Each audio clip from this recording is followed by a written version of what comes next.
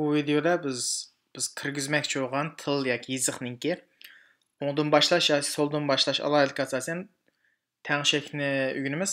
Odatda ingliz tili yoki latin harfidagi yoziqlar odatda so'ldan boshlab yoziladi.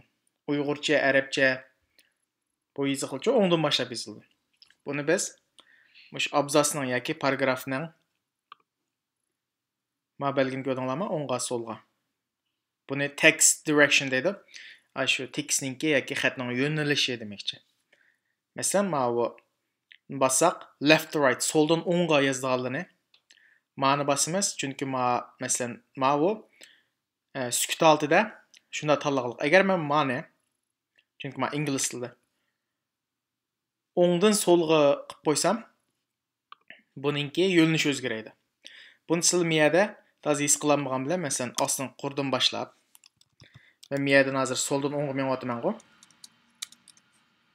Buni men o'ngdan so'lga tangsam, masalan, hozir mani so'ldan o'ngdan kirgizgan qilib tangsam, endi men inglizchani qanda o'ngdan boshlab yozildi. Bu odatda biz Uyg'urcha yozgan chaqda ko'pincha mana shundan o'ngdan boshlab xatninki yo'linishini belgilasak bo'ldi.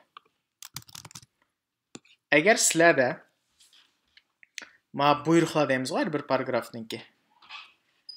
Masalan, ma buyruqlar chiqmagan bo'lsa, biz buni tangishib olaymiz. O'zimizninki more commands dan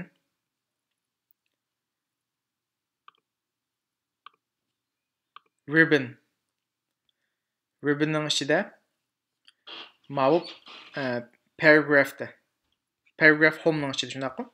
Mana paragraph. Paragraphning ichida mana left to right, right to left ma buyruq shu. Agar ma bo'lmay qolib qolsa, biz mani tanlab guruhini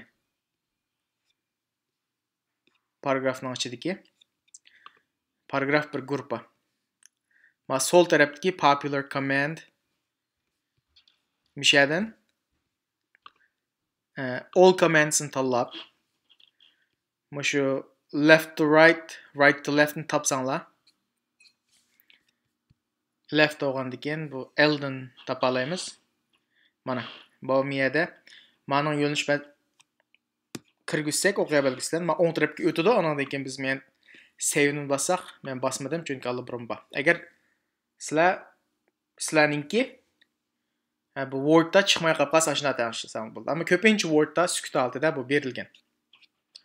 Buni xatning yo'nalishini o'ngdan, so'ldan tanishalaymiz.